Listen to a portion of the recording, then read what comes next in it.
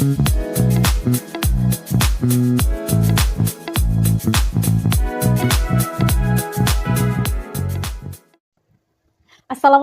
warahmatullahi wabarakatuh.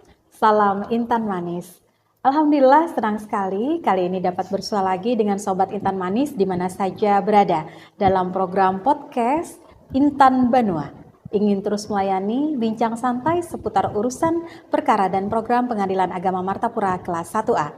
Alhamdulillah sudah hadir bersama kita Yang Mulia Ketua Pengadilan Agama Martapura kelas 1A, Bapak Haji Yayan Liana Mukhlis, SAGMH. Assalamualaikum Bapak. Waalaikumsalam Bu Seh. Apa kabarnya hari ini Pak? Baik. Alhamdulillah. Baik, hari ini kita akan berbicara banyak tentang kebijakan Mahkamah Agung nih Pak. Terkait implementasi EKOD, kemudian optimalisasinya yang sudah diwajibkan oleh Direktur Jenderal Badan Peradilan Agama Mahkamah Agung. Namun sebelum kita membahas lebih jauh tentang EKOD, mungkin kita minta penjelasan dulu nih dari Yang Mulia Pak Ketua, apa sih EKOD itu Pak? Baik, terima kasih sudah diundang di acara podcast pada siang ini. EKOD itu adalah persidangan secara elektronik atau pengadilan secara elektronik. Di dalam EKOD itu terdiri dari mulai pendaftaran, pembayaran, pemanggilan, dan persidangan atau litigation.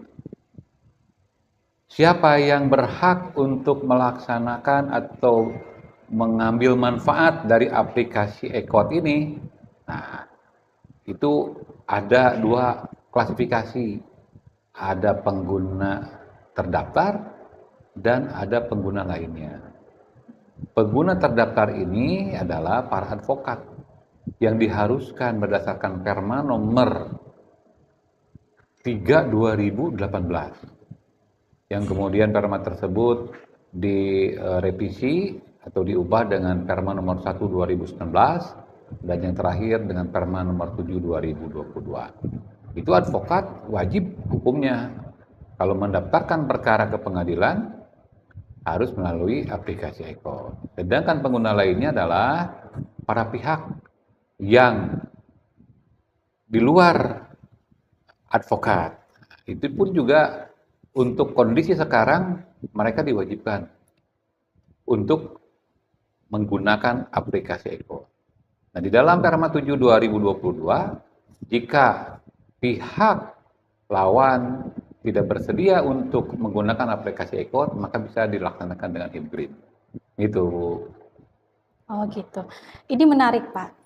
Setahu saya waktu awal mula launching EKOD di 2018 itu hanya ada 3 fitur ya Pak ya, e-filing, e-summon, sama e-payment. Nah sekarang kan udah bertambah nih dengan e-litigasi gitu. Nah ini perlu diberikan pemahaman mungkin kepada masyarakat. Apakah persidangan secara elektronik atau e-litigasi ini proses persidangannya di rumah gitu Pak? Kadang-kadang ada yang bertanya seperti itu, para pihak melalui rumah gitu untuk melakukan persidangan dengan para pihak pengadilan atau bagaimana? Ya, salah satu keuntungan atau unggulan dari EKOD ini atau persidangan secara elektronik, para pihak bisa melaksanakan persidangan di luar pengadilan. Bebas, mau di rumah, mau di jalan, mau di restoran, terserah mereka. Karena pada prinsipnya proses e-litigasi itu adalah di mana para pihak tidak datang ke pengadilan secara fisik. Nah, mereka bisa memanfaatkan aplikasi EKOD itu dalam tahapan-tahapan tertentu. Tahapan-tahapan apa itu? Jadi ketika pada saat persidangan pertama sudah dilaksanakan mediasi dan mediasi tidak berhasil, maka tahapan jawab-menjawab itu harus dilaksanakan secara litigasi. Pihak tidak kembali ke ruang persidangan. Kemudian pada saat jawaban misalkan gitu ya, dari pihak si tergugat, dia tinggal mengupload aja jawabannya itu. Jawaban dari apa? Dari gugatan atau permohonan yang diajukan pada saat si penggugat atau si pemohon itu mendaftarkan. Karena gugatan itu sudah diterima oleh pihak tergugat. Tergugat tinggal menyampaikan jawaban, dan setelah menyampaikan jawaban melalui sistem informasi pengadilan ataupun ECOT di dalamnya, kemudian setelah diverifikasi oleh majelis hakim atau salah seorang anggota majelis hakim itu, maka secara otomatis jawaban tersebut langsung akan diterima oleh penggugat. Kami ini penggugat. Penggugat kemudian akan menjawab atau menanggapi jawaban itu dalam replik. Replik akan ditanggapi oleh tergugat dalam duplik. Setelah jawab-menjawab itu selesai, baru masuk ke tahap pembuktian. Nah, pada saat persidangan sebelum pelaksanaan litigasi, para pihak harus menyepakati code kalender yang dibuat oleh majelis hakim atas persetujuan kedua belah pihak. Jadi code kalender itu penting sebagai apa? Sebagai rancangan persidangan. Selama proses persidangan itu tahapan-tahapannya apa saja, kapan saja pihak-pihak harus menyampaikan jawaban, replik, duplik, pembuktian, kesimpulan, dan pembacaan putusan. Jadi pihak itu setelah jawab-menjawab, mereka akan datang kembali ke persidangan pada tahapan pembuktian. Jadi di tahap pembuktian itulah kemudian majelis hakim akan bertemu kembali dengan pihak gitu. Nah, setelah persidangan pembuktian itu selesai, maka dilanjutkan dengan kesimpulan. Kesimpulan itu diupload melalui aplikasi ECOT. Nah, setelah kesimpulan, lalu majelis hakim akan menyampaikan putusannya melalui sistem informasi pengadilan, baik di SCPP ataupun ECOT-nya, sehingga pihak bisa melihat, bisa mendapatkan putusannya seperti apa. Nah itu Bu Haji, kurang lebih. Siap.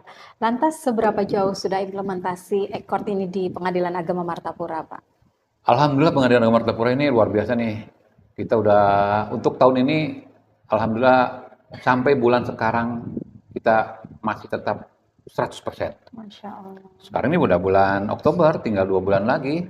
Jadi kita gaskanlah semua menggunakan aplikasi ECOT. Gitu. Karena ECOT itu lebih murah, lebih sederhana. Nah, kita pun juga tidak tidak berkontak langsung dengan pihak, hanya cukup melalui aplikasi itu. Jadi banyak manfaatnya gitu.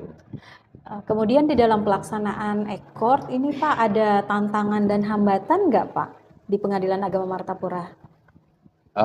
Kayaknya sih kalau tantangan sama aja dengan pihak-pihak lain, maksudnya dengan satker yang lain. Terkadang ada pihak yang tidak paham gitu ya, bagaimana menggunakan aplikasi ECOT itu. Kadang ada pihak karena dari kampung, khususnya di Martapura ini kan agak sedikit jauh lah ke kota gitu ya. Kalau dibilang terbelakang sih enggak juga, cuma adalah bagian pihak itu yang dia tidak bisa membuka email gitu, sehingga harus dibantu untuk mendapatkan informasi-informasi yang disampaikan melalui ECOT. Nah, itu salah satu tantangannya mungkin gitu ya. Yang kedua juga dalam kaitan dengan jaringan, terkadang juga jaringan ini suka nge-breakdown, suka turun gitu. Nah, kita sudah upload di ECOT, tetapi ternyata belum masuk gitu, sehingga harus dipantau. Nah, itulah mungkin salah satu tantangannya ya. Yang tadi itu kendala-kendalanya. Tantangannya itu bagi kita, bagi penyedia lah gitu ya, dari aplikasi ECOT ini, sebagai pemberi layanan kepada para pihak, harus senantiasa mengontrol. Nah, harus senantiasa mengontrol apakah jawaban, replik, duplik, kesimpulan, kemudian pertimbangan majelis ataupun putusan itu sudah betul-betul masuk atau tidak ke dalam aplikasi ECOT, sehingga pihak bisa mengakses.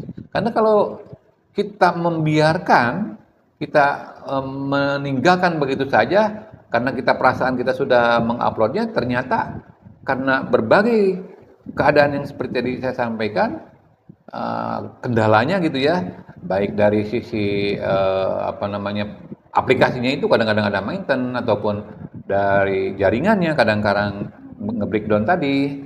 Nah, itu tidak masuk, sehingga pihak dirugikan. Nah, inilah tantangan kita yang harus kita senantiasa sadar, gitu ya, bahwa dalam pelaksanaan ECOT ini semua pihak, khususnya tenaga teknik yang terlibat, harus senantiasa apa namanya itu, bukan mewaspadai lah, hati-hati gitu ya, harus betul-betul concern gitu, nah, bahwa apa yang dijadwalkan itu betul-betul sudah dilaksanakan. Ya. Gitu Bu Ses. Berarti karena ini sebuah sistem ya Pak, tidak hanya satu bagian yang bertanggung jawab untuk kelancaran ECOT itu sendiri ya Pak. Oh ya, betul, betul, betul sekali itu. ECOT ini kan apa ya, tadi dibilang sistem, dan sama halnya sebetulnya dengan persidangan yang offline itu. Kan persidangan offline pun juga itu sebuah sistem, di mana tidak hanya majelis hakim atau hakim yang menyelesaikan perkara, tapi ada pihak-pihak yang lain yang terlibat, baik dari sisi administrasi perkaranya ataupun administrasi persidangan, administrasi perkara misalkan terkait dengan berkas-berkasnya, ataupun di administrasi persidangan tentang berita acaranya, relas panggilannya. Nah, kadang relas panggilan pun juga kan karena melalui e-summon gitu ya, itu tadi kendala yang pernah didapati bahwa pihak tidak bisa membuka email sehingga dia tidak tahu adanya persidangan itu. Gitu nah. Mungkin harapan Bapak nih terkait implementasi ECOT ke depan seperti apa? Harapannya yang baik tetap dipertahankan dan terus ditingkatkan, yang kurang-kurangnya kita perbaikilah.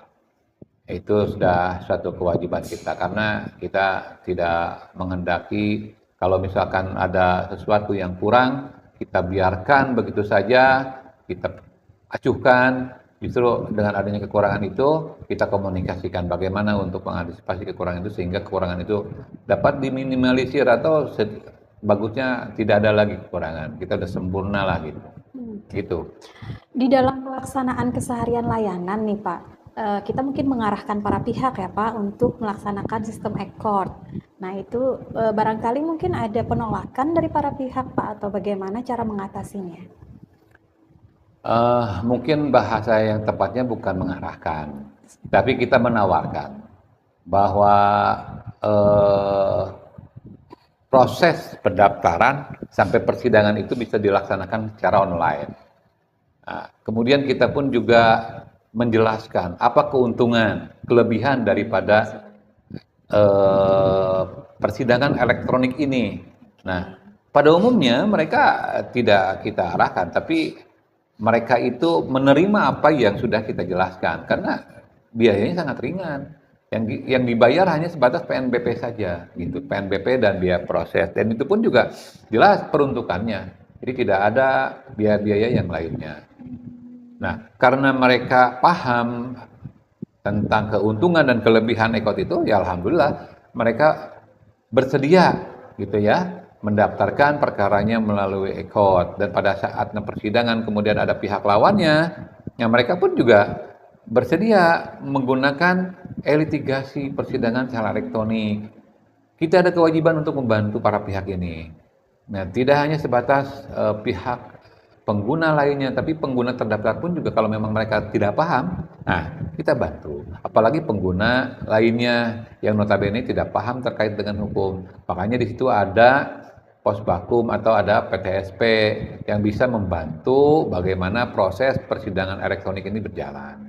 Kalau misalkan pihak lawannya tidak bersedia, sementara pihak penggugatnya itu telah mendaftarkan secara ECOT, maka bisa dilaksanakan dengan hibrid. Gitu nah. Hibrid itu adalah pada saatnya nanti yang harus offline tetapi dia tidak, maksudnya online, tetapi dia tidak bersedia, maka jawab-menjawabnya itu, nah itu bisa disampaikan melalui PTSP dan nanti diuploadkan oleh panel pengganti. Jadi mereka tuh panel pengganti yang membantu kan untuk menguploadkan jawab-menjawab. Jadi catatannya itu yang proses e-litigasi hanya sebatas jawab-menjawab, kesimpulan, dan musyawarah majelis. Adapun pemeriksaan pembuktian itu dilaksanakan secara offline. Nah, gitu wajib. Oke. Menarik sekali sih sebenarnya pembahasan terkait ekot ini, tapi sepertinya durasi sudah membatasi kita, Pak. Oh gitu ya. Oke, barangkali nanti kita sambung lagi pada sesi selanjutnya, Baik. pembahasan ekot lebih mendalam. Baik, Sobat Manis, mungkin sampai di sini dulu kegiatan podcast kita pada hari ini. Semoga yang akan datang kita bertemu lagi dalam pembahasan-pembahasan yang tidak kalah menarik dari seputar ekot hari ini. Wassalamualaikum warahmatullahi wabarakatuh. Waalaikumsalam warahmatullahi wabarakatuh.